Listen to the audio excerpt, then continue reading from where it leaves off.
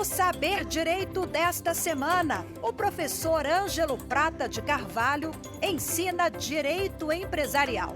Da teoria geral, passando pela interpretação e integração dos contratos, com abordagem também sobre esse tipo de documento na troca e na colaboração. O professor conclui o curso com os contratos de locação comercial. Assista a segunda aula.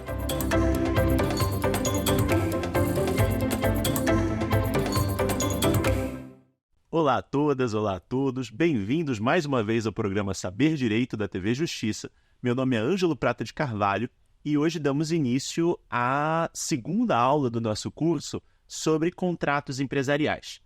Eu queria aproveitar, já que nessa segunda aula nós vamos falar sobre a interpretação dos contratos empresariais, lembrando que a primeira foi uma aula mais introdutória sobre a chamada teoria geral dos contratos empresariais. Agora nós vamos falar não só sobre interpretação, mas também sobre a integração, ou seja, o preenchimento de lacunas. Vamos falar também a respeito de como são construídos os contratos empresariais nesse ambiente de autonomia privada que permite, inclusive, a celebração de contratos atípicos. E esse particularmente é um tema que eu gosto muito, então desculpem qualquer coisa pela empolgação minha ao falar desse tema, porque esse é o tema da minha tese de doutorado, que deu origem a um livro chamado Contratos Empresariais Atípicos, a atipicidade contratual na teoria geral dos contratos empresariais, livro lançado agora recentemente, em 2024, e que vai dar a tônica, na verdade, da maior parte das nossas discussões nessa segunda aula. Então, lembrando, mais ou menos é importante a gente se situar no nosso trajeto ao longo desse curso. Na primeira aula, teoria geral. Agora vamos falar sobre interpretação dos contratos empresariais, dando um pouco mais de relevância prática, na verdade, demonstrando a relevância prática da compreensão dos vetores da atividade empresarial e da contratação empresarial nesse exercício tão importante para a compreensão do sentido normativo dos contratos empresariais, que é a interpretação, ou seja, a apreensão desse sentido, a apreensão do conteúdo jurídico, e, de outro lado, um outro processo que é conhecido como integração, ou seja, o preenchimento de lacunas. Com isso, a gente tem um pouco mais de noção sobre como os vetores afetam a compreensão a respeito da contratação e como diferenciam essas formas de contratação dos contratos civis, por exemplo, dos contratos regidos pelo direito civil, ou seja, contratos não empresariais, e outras modalidades contratuais, por exemplo, os contratos de direito do consumidor, enfim, existem parâmetros referenciais normativos principiológicos distintos. Mas também, ao falarmos de integração, vamos falar de um processo muito importante para a compreensão dos contratos empresariais, que é como a norma jurídica incide sobre o contrato empresarial. Mais especificamente ainda, falando mais uma vez, puxando brasa aqui para o tema da minha tese de doutorado, como a norma jurídica incide sobre situações jurídicas de contratação que não correspondem a um tipo contratual previsto pela lei. Isso é muito interessante e muito importante naquele processo que a gente enfatizou na primeira aula sobre compreender quais tipos de contrato funcionam, quais modalidades de contratação funcionam e como elas funcionam. Então, naturalmente, a gente vai retomar alguns dos assuntos que foram trabalhados na primeira aula, mas, claro, aprofundando nessa ideia de interpretação e integração dos contratos empresariais. Vejam só, um dos últimos assuntos que nós trabalhamos na primeira aula desse nosso curso foi a busca pela previsibilidade, pela segurança jurídica na contratação empresarial. Naturalmente, o empresário que vai atuar no mercado, ele busca alguma segurança oferecida pelo ordenamento, pelo que se chama de ambiente de negócios também, fortemente influenciado pelo ordenamento, naturalmente, e outros fatores como infraestrutura, condições, barreiras à entrada, condições econômicas também, mas vamos nos preocupar agora especificamente com o ordenamento jurídico. Então, o agente econômico ele busca alguma previsibilidade a partir do conhecimento a respeito do direito que vai ser aplicado para o contrato que ele vai celebrar e busca alguma previsibilidade sobre como um tribunal vai atuar, portanto, aplicando esse direito. Um tribunal, um juiz, o poder judiciário ou um árbitro ainda, se nós formos né, para outras formas de resolução de conflitos e de aplicação do direito no caso concreto. Então, a grande preocupação, quando a gente vai falar sobre segurança jurídica, uma das grandes preocupações, naturalmente, é a concordância, por assim dizer, entre partes e julgador no momento da apreensão do conteúdo jurídico de um contrato, que nós chamamos de interpretação contratual. Isso é algo muito marcante na história do direito privado, porque a interpretação contratual, a interpretação do direito como um todo, mas notadamente a interpretação contratual, ela passa por diversas fases de compreensão do conhecimento, inclusive dos cânones de interpretação, que a gente estuda, inclusive, em introdução ao estudo de direito, em direito dos contratos, algo de que os professores de direito civil cuidam bastante, se dedicam bastante a tratar desses temas. Porque a segurança jurídica, em determinados momentos históricos, foi colocada como um lado oposto à ideia de interpretação, ou seja, a interpretação estaria contraposta a esse objetivo de segurança jurídica. Por quê? Porque eu tenho segurança jurídica se eu aplico a literalidade daquilo que foi contratado. Eu escrevo o meu instrumento contratual exatamente para que ele seja literalmente lido e interpretado. Existe um brocado latino muito conhecido e muito comentado por autores importantes do nosso direito, como, por exemplo, o Carlos Maximiliano, que é o in claris cessat interpretatio, ou in claris non fit interpretatio, ou seja, quando existe clareza, eu não preciso interpretar, porque a interpretação é inconveniente diante desse objetivo de segurança, de previsibilidade, de calculabilidade, de forma que a interpretação, no sentido de compreensão do objetivo comum das partes, das intenções compartilhadas e, mais especificamente, trazendo a discussão para o nosso tema de contratos empresariais. A operação econômica subjacente ao negócio jurídico contratual acabava sendo deixada de lado em prol dessa leitura literal, textual, gramatical dos instrumentos contratuais, mesmo nas relações empresariais. É importante dar um passo atrás nesse momento para que a gente rememore. Claro, esse é um curso de contratos empresariais, não um curso de contratos. Então, algumas questões conceituais às vezes não são trazidas diretamente, mas é importante a gente lembrar um pouco delas. A ideia de contrato, como acordo de vontade juridicamente vinculantes, não está relacionada a uma base física necessariamente. Vamos lembrar que a contratação ela é regida pela ideia de liberdade de contratar e, consequentemente, da liberdade de formas. Ou seja, eu não tenho uma forma geral prescrita para todos os contratos. Pelo contrário, inexistindo disposição normativa que determine que as partes sigam uma determinada forma, eu não preciso seguir forma nenhuma. O contrato pode ser verbal, pode ser por instrumento particular, pode ser por escritura pública, pode ser por mensagem de texto, pode ser por e-mail. Eu posso lançar mão de todas as ferramentas ou de qualquer ferramenta que eu queira para entabular a contratação. Ou de ferramenta nenhuma, pode ser um contrato verbal, como eu falei. Então, existe... só que o contrato, ou seja, o acordo de vontades, que é juridicamente vinculante, que gera direitos e obrigações das partes envolvidas, é uma ideia abstrata. Aquilo que a gente encontra fisicamente, o papel que a gente imprime, assina e diz: este é o meu contrato de locação para o imóvel que eu estou alugando. Esse é um instrumento contratual. O contrato é a relação jurídica, essa abstração que rege a interação entre as partes.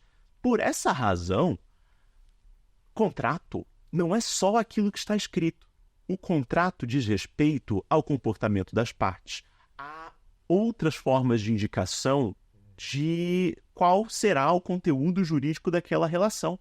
Talvez a gente tenha um instrumento contratual extremamente simples, mas nós conversamos por mensagem antes sobre como eu ia executar cada uma daquelas obrigações.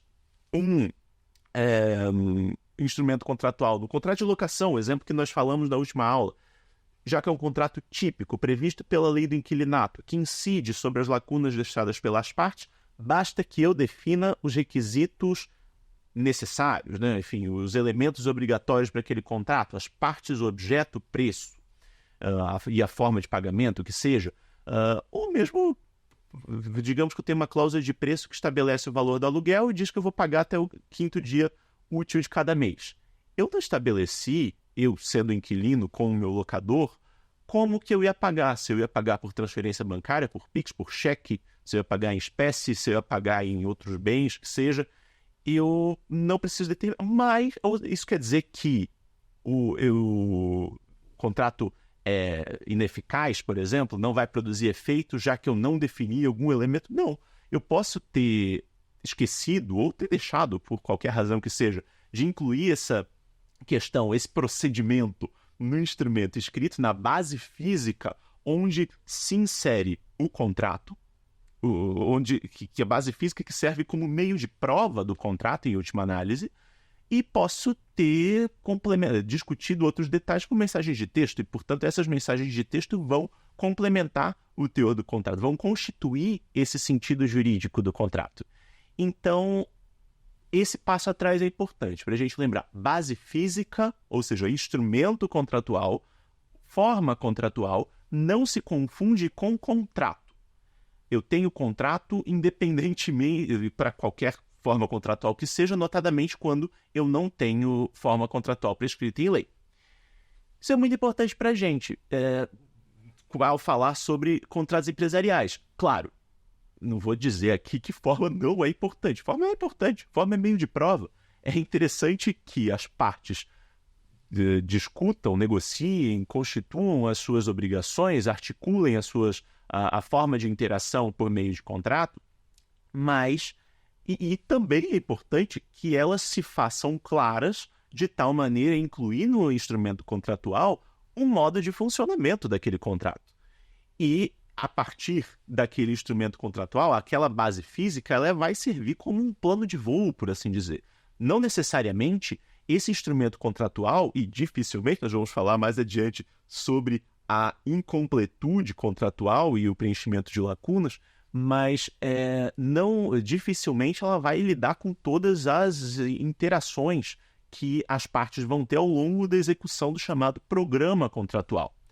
Então, só que, claro, é importante antecipar futuras controvérsias por meio de uma redação eficiente do instrumento contratual que dê uma clareza um pouco maior, não para as formas contratuais, para as cláusulas contratuais, no sentido do in claris cessat interpretatio, de que falei agora há pouco, mas principalmente para orientar a interpretação, ou seja, nós não lidamos mais, nós não trazemos mais essa ideia da escola da exegese, que remete ao direito francês, século XIX e tudo mais, até antes, mas da escola de exegese que simplesmente considera a literalidade das palavras utilizadas pelo código ou pelos contratos, pelos instrumentos contratuais, que seja. A interpretação, ela se faz presente a todo momento. Eu só compreendo o texto dentro do seu contexto. E ao falarmos em relações de mercado, contexto é contexto de mercado. Nós compreendemos o contrato dentro do contexto de mercado em que ele se insere. Quando eu falei sobre usos e costumes na primeira aula, eu falei sobre o registro do costumes na junta comercial, que diz, por exemplo, quanto que pesa uma saca de café na Praça de Santos. No entanto, para que eu tenha uma compreensão coletiva a respeito de como funcionam as medidas, eu não necessariamente preciso de um registro formal que tenha força normativa, tanto que isso é pouco utilizado, como falei na última aula. Digamos que eu esteja vendendo uma fazenda em Alqueires, no estado de Goiás. Eu digo, esta fazenda tem 50 alqueires, não falo hectares, falo alqueires, outra unidade de medida. Sendo no estado de Goiás, isso vai ser compreendido como uma determinada medida. Se eu estou no estado da Bahia, por exemplo, e eu vendo também uma fazenda com os mesmos 50 alqueires, isso vai ser provavelmente outra medida diária. Ou seja, eu tenho um conteúdo normativa, evidentemente, mas o conteúdo jurídico do contrato ele é condicionado pelo contexto em que ele celebra. Digamos que eu uso o mesmíssimo instrumento em Goiás e na Bahia, para, claro, tendo por objeto fazendas distintas, mas que tem 50 hectares na medida considerada no estado da Bahia, 50 hectares considerados na medida do estado de Goiás, a gente vai chegar a medidas de área, em metros quadrados, por exemplo, distintas exatamente porque o contexto condiciona a forma como nós vamos contratar. E falar em costume tem a ver, inclusive, com a interpretação do comportamento das partes, né? Como já falei, mas do comportamento sobre a eficácia ou o início da relação contratual. Por exemplo, um contrato, se vai reputar um contrato verbal celebrado quando você aperta a mão da pessoa com quem você vai contratar. Antes disso, você pode entender que o contrato não foi firmado, ou o aperto de mãos pode ser considerado como equivalente a uma assinatura em determinados contextos. Existem, enfim, alguns trabalhos que discutem o costume comercial em determinadas cidades europeias na Idade Média e que existia a exigência de você apertar com muita força a mão da parte com quem você estava contratando para que se reputasse um contrato como aperfeiçoado, como concluído. Então, naturalmente que o costume, a forma de contratação, ela varia conforme o contexto. E, vamos lembrar, inclusive remetendo a Friedrich Miller, enfim, a outros autores que lidam com teoria da interpretação e teoria do ordenamento, não existe texto isolado de contexto. Né? Inclusive, quando nós vamos falar em norma, o texto é meramente o programa normativo. Ou seja, eu apreendo a norma quando eu leio o texto segundo o seu contexto. Isso também vai servir para a contratação e, notadamente, para os contratos empresariais. Lembrando que aí o contexto vai ser exatamente o contexto do mercado, o contexto das relações econômicas. E quando a gente fala em contratos empresariais, a gente não pode esquecer que o próprio texto é fruto da praxis, da prática comercial. E é interessante a gente fazer essas referências também à Idade Média, os mercadores e tudo mais, porque algumas práticas acabam sendo bastante parecidas quando a gente se refere àquela figura dos contratos que funcionam, dos contratos que não funcionam. Existem alguns autores, uma autora norte-americana, por exemplo, a professora Emily Cadence, que tem estudado esse fenômeno dos usos e costumes, que ela identificou que nas cidades italianas, na Idade Média, na passagem para a Idade Moderna, os usos e costumes, claro, se manifestavam, eram importantes, eram reunidos em compilações de usos e costumes. No entanto, existia uma circulação entre cidades. Claro, cada cidade vai ter seus costumes e tudo mais, como falei, mas existia uma circulação entre cidades de modelos de contratos. Ou seja, o texto contratual que funcionava em uma cidade era levado por um mercador para outra e passava a ser utilizado lá também. Então, a forma de redação de cláusulas contratuais, o nome que a gente dá para as cláusulas contratuais acaba sendo muito relacionado, acaba sendo muito relevante para que a gente compreenda o conteúdo jurídico dos contratos. Então, a gente vai retomar ainda essa discussão sobre usos e costumes, mas exatamente para compreender com maior profundidade, com maior clareza, esse processo de interpretação. Então, é importante fixar isso, que o texto é também fruto da praxis e até por isso eu preciso interpretar o texto segundo a prática comercial. E tem uma questão interessante, né? Porque discutimos na primeira aula desse nosso curso aqui no Saber Direito sobre essa relação de reciprocidade entre a produção normativa que vem dos mercados e o direito estatal. Existe, portanto, uma retroalimentação ou, como disse, uma relação de reciprocidade mesmo entre o direito que é produzido pelos comerciantes, que chega no direito estatal, é validado pelo direito estatal, associado, cotejado com a incidência de normas de observância obrigatória ou não, ou normas de observância facultativa, com outros interesses relevantes que podem incidir sobre a contratação, e esses modelos contratuais voltam para os agentes econômicos que adaptam suas práticas a essas sinalizações produzidas pelo direito estatal, que é basicamente o que a professora Paula Forgione fala lá no livro dela, Teoria Geral dos Contratos Empresariais, a respeito da relevância dos usos e costumes para essas modalidades de contratação. Eu sempre fiquei muito fascinado, muito interessado e muito curioso com esse processo de retroalimentação, porque, bom, se usos e costumes são uma característica que é comum aos empresários, compartilhada pelos empresários, e talvez até pelos advogados, já que os advogados, notadamente comercialistas, têm uma interação bastante próxima, inclusive no auxílio à redação desses contratos, na interpretação desses contratos mediante, enfim, pareceres, opiniões jurídicas e até pela defesa da advocacia de contencioso. Mas como que os juízes conhecem esses contratos? Porque, a rigor, os juízes não são comerciantes, não são empresários, eles não vão celebrar esses contratos. Então, como que se faz? Sabemos que os contratos chegam até os juízes. Como que a gente faz para entender esse processo de aquisição do conhecimento a respeito dos contratos empresariais pelo judiciário? Foi uma coisa que sempre me interessou e que eu tive a oportunidade de trabalhar nesse livro aqui, sobre contratos empresariais atípicos, que foi também minha tese de doutorado.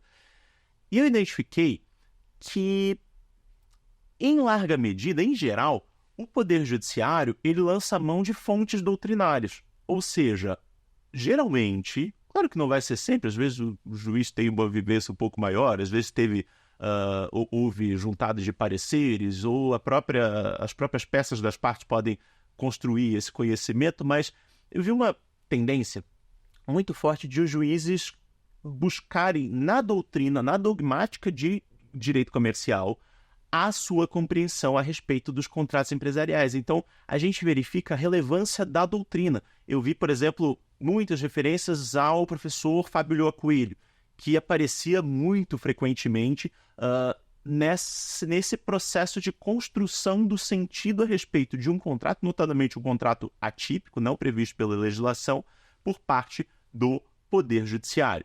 Então, esse processo de retroalimentação ele é até mais complexo do que descrito, né, pela doutrina, até no livro da professora Paula Forgione, ela descreve muito bem esse processo. Processo bastante complexo que envolve a construção de teoria, de dogmática mesmo, a respeito dos contratos empresariais, para além, claro, da atividade empresarial, da atividade econômica, que vai dar origem, na prática, a esses modelos contratuais e ao Poder Judiciário que vai conformar esses modelos contratuais à legislação. Pois bem, a origem, no entanto, dos contratos empresariais é a prática. E a prática, portanto, ela precisa dar algumas ferramentas para a gente para que a gente entenda esses contratos.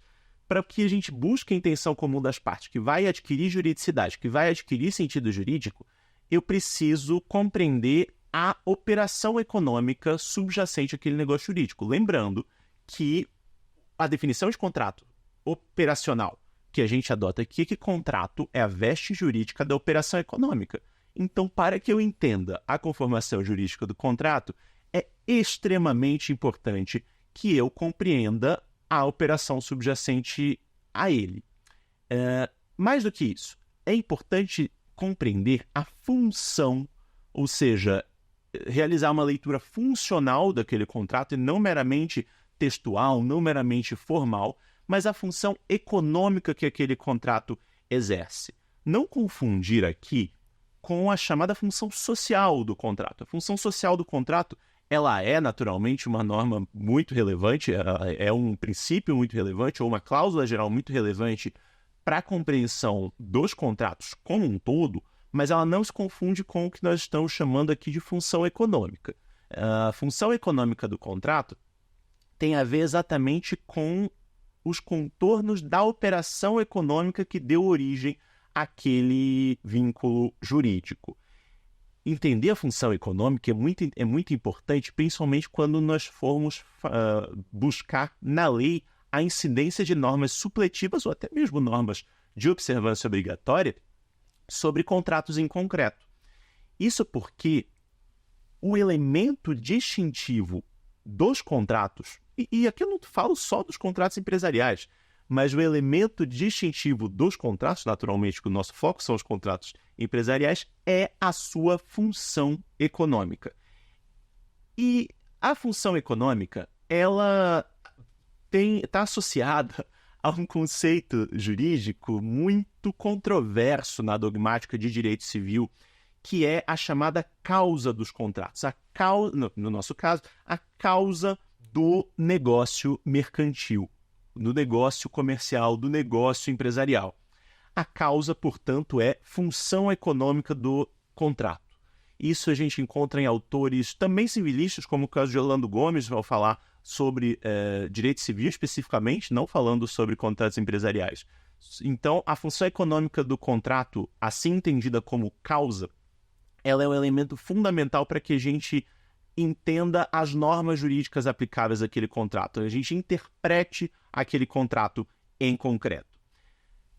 Ao falar em causa, a gente traz toda uma controvérsia, principalmente de direito civil, que tem a ver com requisitos do negócio jurídico. Sabemos que o nosso sistema jurídico não adota a causa do contrato como um requisito do negócio jurídico, como acontece no direito francês, por exemplo.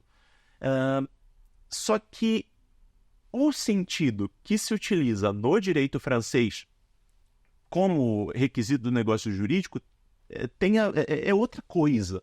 Não é isso que a gente está chamando aqui de função econômica do negócio jurídico para efeitos interpretativos, né? No direito francês, você precisa demonstrar a causa como requisito de validade do negócio.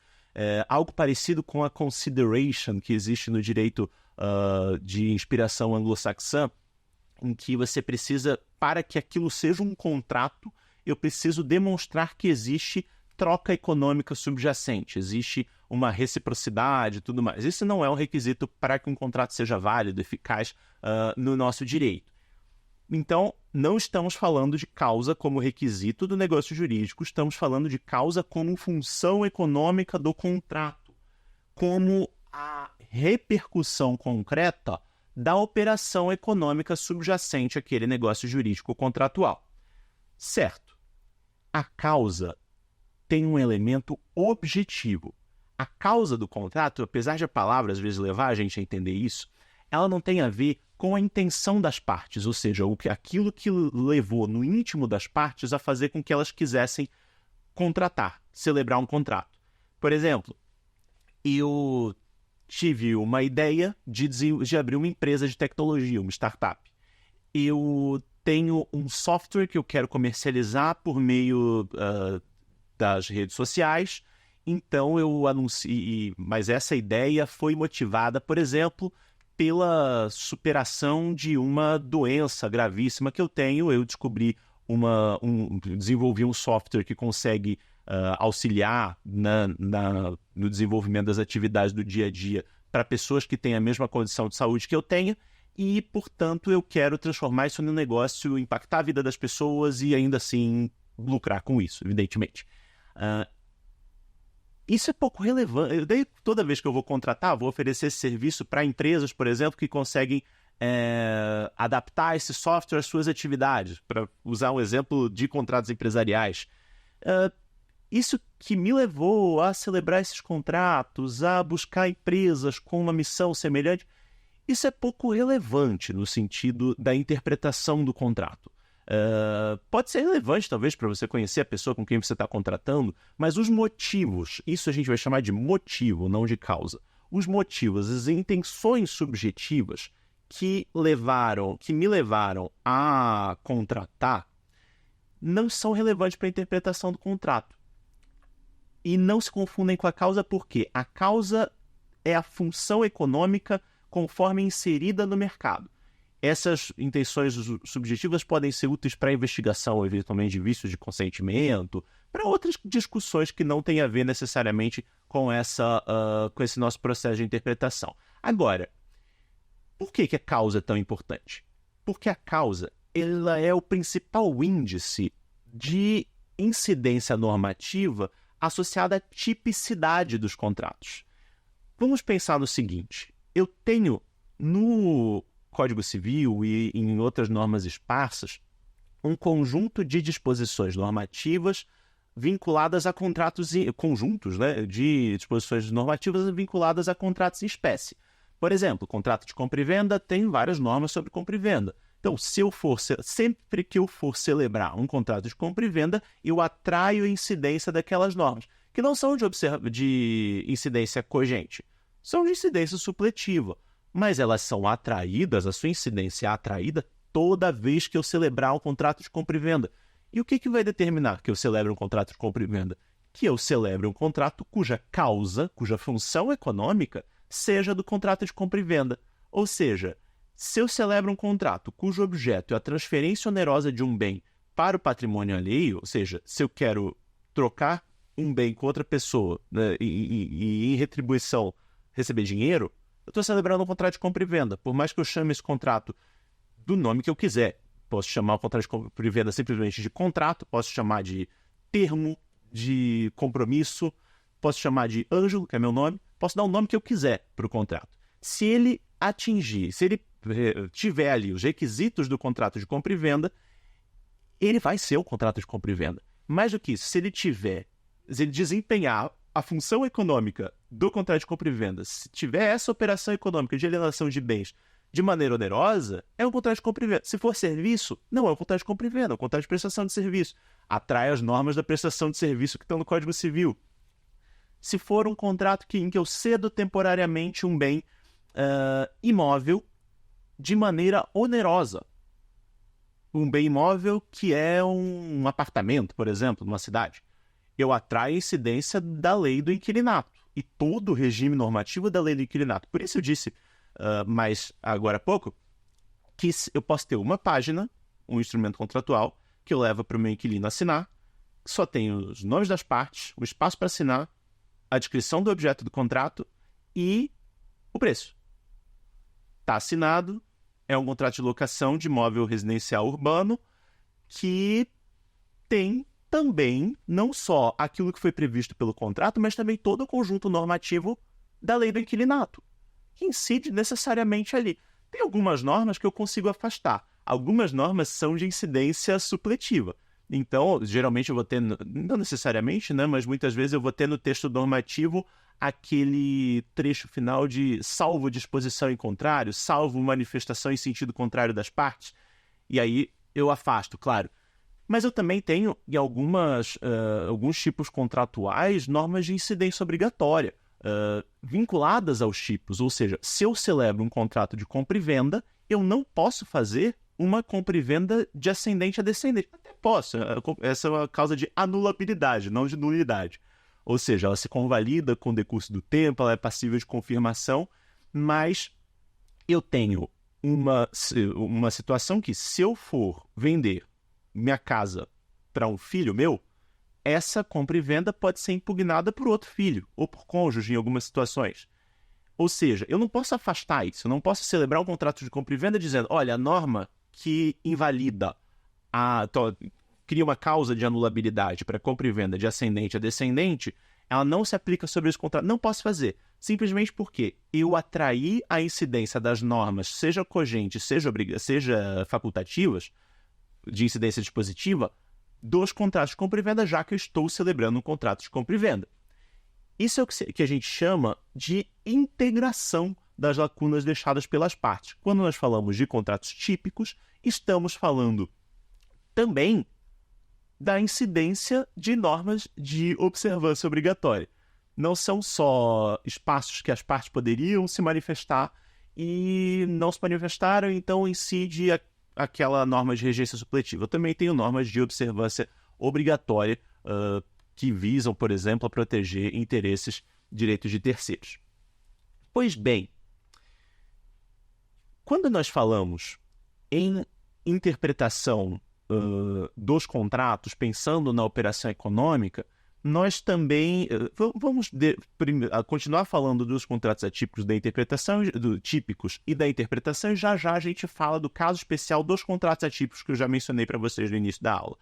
Mas quando nós falamos em interpretação, muito embora não exista mais essa contraposição entre interpretação e segurança, naturalmente que a gente ainda busca uma certa segurança no processo de interpretação de contratos. Só que essa segurança, ela vem com a associação, com a vinculação da interpretação dos contratos com as práticas de mercado. De tal maneira que se pode pensar, inclusive, em um conjunto de regras de interpretação de contratos empresariais. E alguns autores pensaram isso ao longo da história, isso foi transformado ao longo da história também em norma jurídica propriamente, mas vamos lembrar da primeira aula, né? Vamos lembrar de como existem características peculiares aos contratos empresariais que nós chamamos de vetores, e se esses vetores alimentam o processo de interpretação, a gente já poderia chegar a essa conclusão a partir da noção de que existem princípios próprios aos contratos empresariais. Mas existem também algumas normas desenvolvidas, como falei ao longo da história, que são interessantes para que a gente compreenda esse processo, são interessantes para que a gente compreenda, inclusive, as formas de proteção jurídica a determinados sujeitos que podem vir mesmo nos contratos empresariais. E aí, existe uma referência muito frequente que são as chamadas regras de interpretação contratual de Potier. Potier é um jurista francês muito importante na própria consolidação do Código Civil de 1804, do Código Napoleão, e um autor que criou, portanto, nas suas obras monumentais aí sobre direito das obrigações e direito dos contratos, esse conjunto de normas interpretativas. O mais interessante não é nem que tem um autor francês importante que cria normas de interpretação, isso tem vários. O mais interessante é que o direito brasileiro do século XIX, muito inspirado pela influência desse autor, incluiu no seu texto algumas normas de interpretação que são relevantes para a gente até hoje. São normas que estão no Código Comercial de 1850, revogado, portanto, não são mais normas jurídicas vigentes, né? O Código Comercial de 1850 foi revogado com o advento do Código Civil de 2002, que revogou todo o Código Comercial, à exceção do direito marítimo, já falei para vocês na primeira aula, que são normas que buscam, por exemplo, alguns assuntos que a gente já mencionou aqui, a intenção comum das partes, a importância de esclarecimento quanto ao modo de funcionamento do contrato, como, por exemplo, uma valorização do chamado preâmbulo do contrato, a ideia de preservação do negócio jurídico, ou como se diz mais contemporaneamente, conservação do negócio jurídico, os usos e costumes, a harmonia das cláusulas contratuais.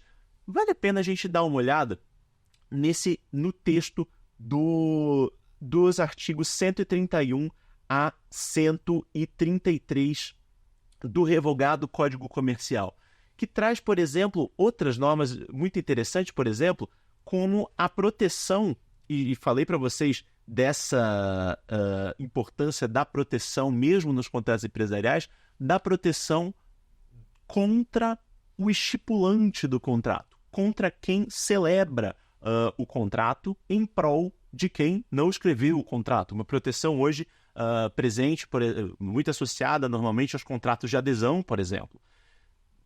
Ou seja, as normas de interpretação de Potier são mecanismos não só de superação de ambiguidades, não só de superação de dúvida sobre a contratação, mas normas mesmo de inclusão, claro, essa superação de dúvida é importante também, mas normas de inclusão do contrato no contexto em que ele se insere. Orientações também sobre a redação do contrato.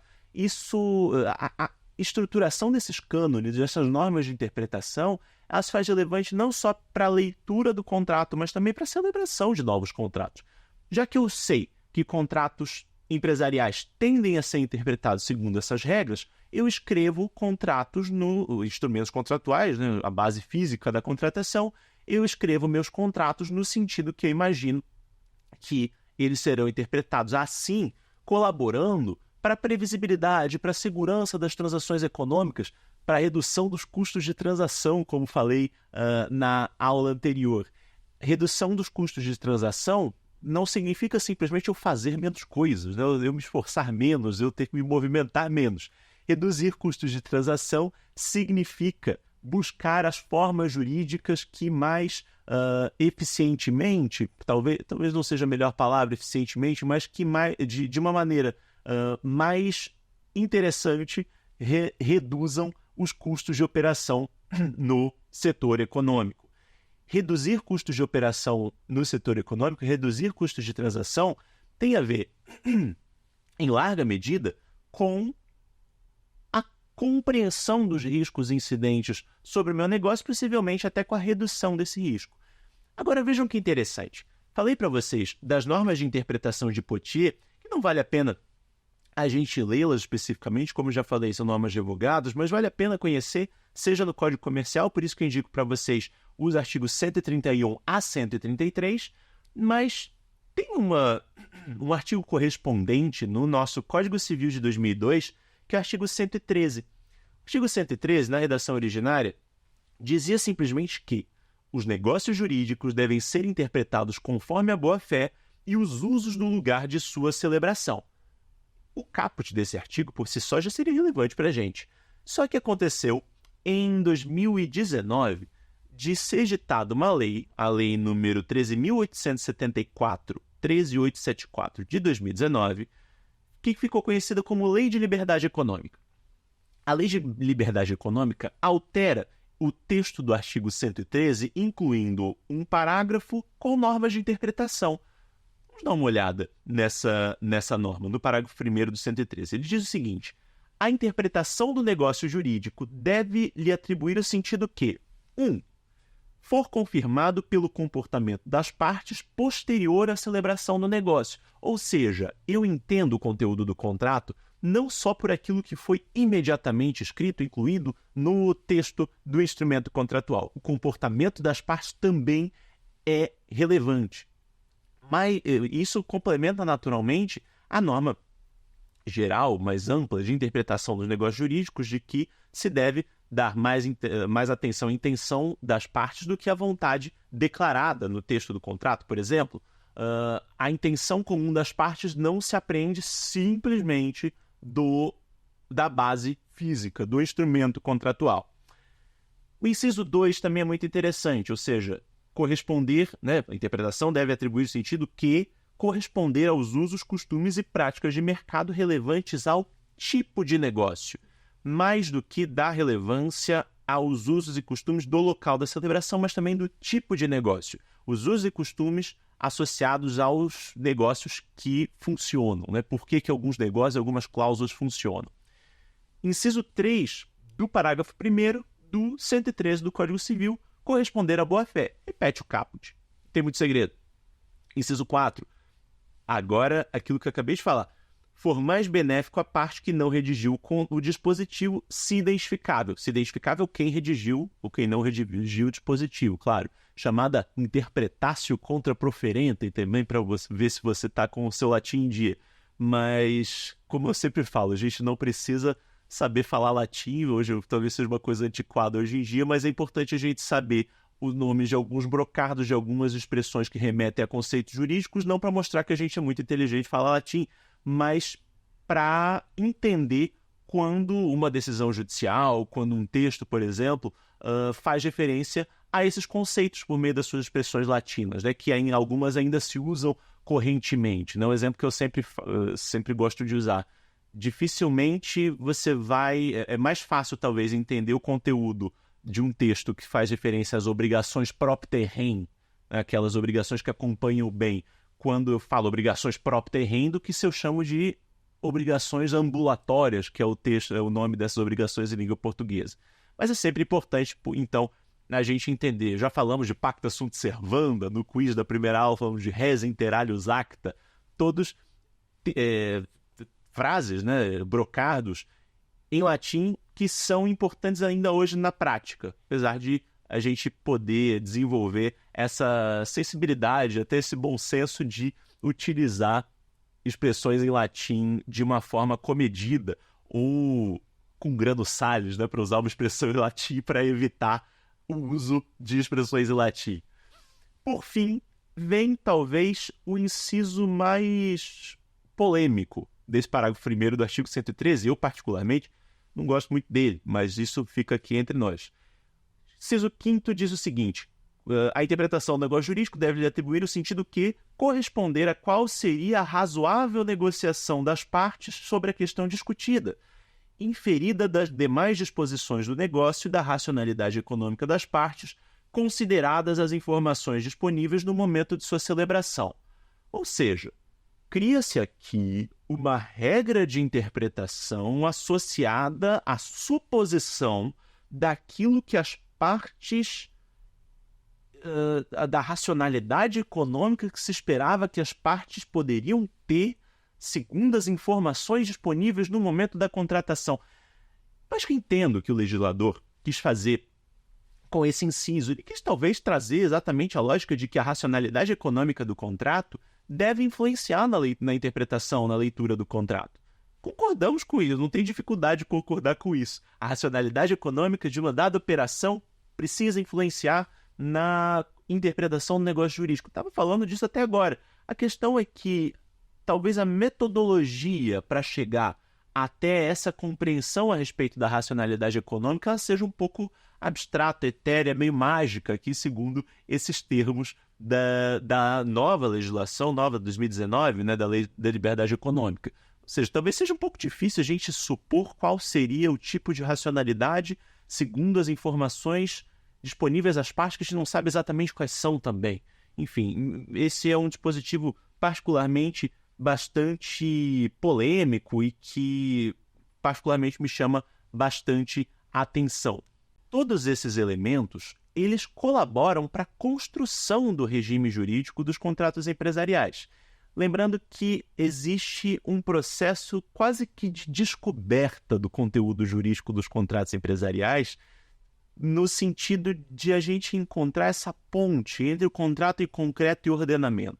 Principalmente porque os contratos empresariais não só são incompletos, no sentido de que, como todos os contratos, mas notadamente contratos empresariais associados a essa redução de custos de transação, mas incompletos no sentido de que os contratos não vão ser capazes de prever todas as contingências, todas as ocorrências que vão vir a incidir ao longo da execução do programa contratual. Então, eu preciso de uma legislação que me ajude, que preencha essas lacunas. Eu tenho também uma característica interessante dos contratos empresariais, que é os mercados, eles são marcados também pela inovação. Na medida em que eles são marcados pela inovação, e essa inovação associada até o risco que o agente econômico assume. O agente econômico ele assume um risco que é correspondente à lucratividade que ele vai ter no mercado. Então, talvez alguns agentes extremamente inovadores venham a criar um mecanismo jurídico para levar a cabo uma determinada operação econômica que não foi previsto pelo legislador. Mesmo assim, com base na autonomia privada, o direito precisa auxiliar, precisa dar instrumentos para que esse contrato valha, seja vinculante e tudo mais. E é interessante porque só com autonomia privada a gente já conseguiria chegar à conclusão de que contratos são juridicamente vinculantes mesmo se não previstos pela legislação. Aqueles modelos que estão na lei servem para ajudar a gente. Mas o artigo 425 do Código Civil fala para a gente com todas as letras que as partes podem celebrar contratos atípicos, ou seja, previstos, não previstos pela legislação, respeitadas as disposições gerais previstas nesse código, ou seja, no Código Civil de 2002. Quais são as disposições gerais previstas nesse código? Basicamente, aquelas que aplicam-se aos contratos em gerais, aquelas que estão na parte geral do Código Civil, que dizem respeito à teoria geral do contrato. O que não nos ajuda muito, ou seja, eu posso ter elementos que na prática se misturam nos contratos em concreto. Eu posso ter um contrato típico, um contrato de locação, por exemplo, que tem também elementos de compra e venda. Vamos falar na próxima aula sobre arrendamento mercantil, o famoso leasing, em que eu tenho um contrato de arrendamento, ou seja, um contrato de locação, que no final dele eu posso ter uma opção de compra.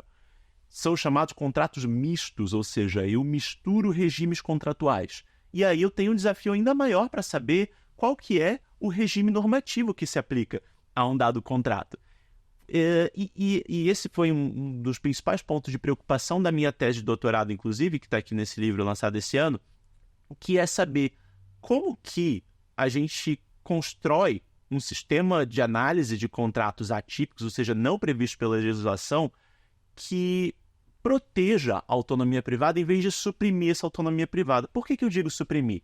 Porque as metodologias de interpretação e integração dos contratos atípicos, Integração, principalmente porque os contratos atípicos são exatamente aqueles que não têm como fazer referência a um tipo contratual previsto em lei, né? Exatamente porque ele é atípico. Então, eu tenho uma função econômica, uma causa contratual, que não remete a um contrato previsto em lei, um contrato atípico.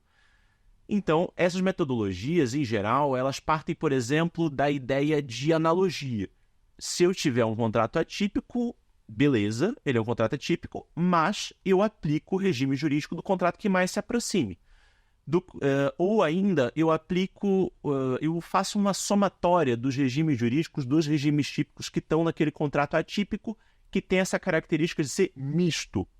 Só que tanto em um caso quanto no outro, eu suprimo a atipicidade, né? Possivelmente, eu passo por cima da intenção das partes de elaborar um contrato diferente de tudo aquilo que foi previsto na legislação.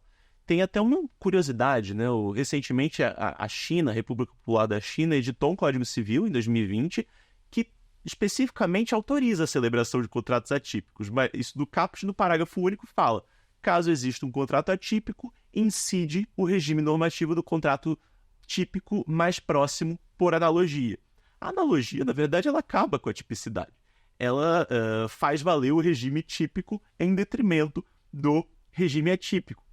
Então, a ideia também dos negócios atípicos, que são extremamente frequentes, seja como um contrato, um tipo contratual atípico, uma modalidade contratual atípica, tipo contratual atípico, claro que não pode ser, mas uma modalidade contratual não prevista pela lei também precisa ser interpretada segundo a sua operação econômica, segundo os usos e costumes e, principalmente, segundo essa particular incidência da autonomia privada.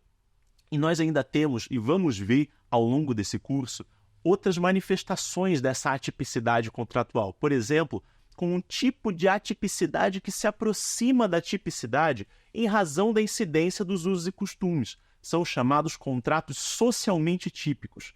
Contratos socialmente típicos que têm um regime conhecido em razão da sua circulação entre os agentes econômicos, entre os empresários. Nós vamos ver alguns modelos de contrato que são considerados socialmente típicos ao longo das próximas aulas do nosso curso. E, por fim, se nós formos falar de interpretação, portanto, precisamos ter alguns parâmetros normativos, alguns parâmetros, claro, referenciais, sempre, claro, permeados pelos vetores dos contratos empresariais, permeados pelo fato de que os contratos têm escopo lucrativo, são celebrados por partes profissionais e se inserem em contextos de mercados que vão naturalmente condicionar a leitura desses instrumentos contratuais, desses negócios jurídicos. Bom, com isso, podemos passar às perguntas para a fixação do conteúdo que vimos nessa nossa segunda aula do curso sobre contratos empresariais. Qual autor inspirou as regras de interpretação contidas no antigo Código Comercial? Alternativa A, Savigny. Alternativa B, Bevilacqua. Alternativa C, Rui Barbosa. Alternativa D, Pottier. E como vimos, a alternativa correta é Pottier. Vamos para a próxima pergunta. Segunda pergunta. Como se define a causa dos contratos empresariais? A. Pela função social do contrato. B. Pelas características das partes. C. Pela função econômica do contrato. D. Pelo valor envolvido. A alternativa correta, evidentemente, é C. Pela função econômica do contrato. Vamos então para a terceira e última pergunta dessa aula.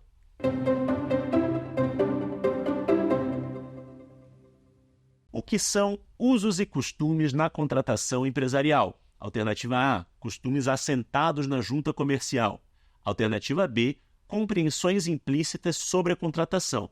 Alternativa C, hábitos difundidos no comércio internacional. E alternativa D, imposições do Poder Judiciário aos contratantes. Alternativa correta, alternativa B, compreensões implícitas sobre a contratação. Pois bem, com isso, encerramos nossa discussão da segunda aula do nosso curso sobre contratos empresariais, que teve por objeto a interpretação e a integração dos contratos empresariais. Muito obrigado e até a próxima aula. Quer dar alguma sugestão de tema para os cursos do Saber Direito? Então mande um e-mail para a gente, saberdireito@stf.jus.br. Você também pode estudar pela internet. Acesse o nosso site radioetvjustiça.jus.br ou pode rever as aulas no canal do YouTube, @Rádio e TV Justiça.